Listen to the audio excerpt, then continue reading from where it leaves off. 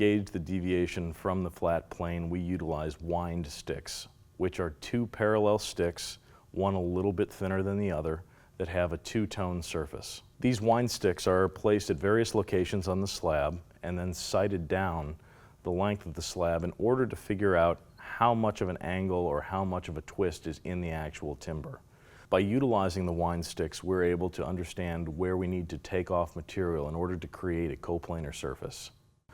By placing them in different locations and getting readings, we're then going to use the chalk in order to mark specific areas that are going to be lower or that have issues that we need to take care of with our flattening process.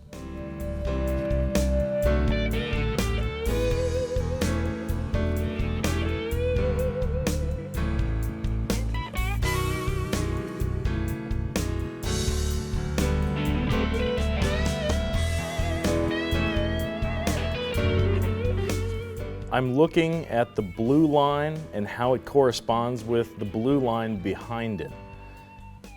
In the case that there is a wedge shape in between the two blue lines, that means that the slab has twist in it.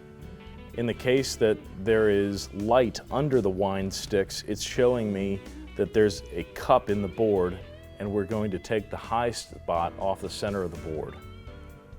It's very important to get the wind sticks evenly placed in the center, as you can get an improper reading if there is a hump right in the center here,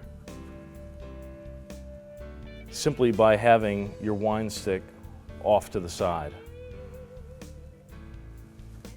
I use chalk on the surface because it doesn't transfer any waxy buildup or ink that would then stain the wood in the future.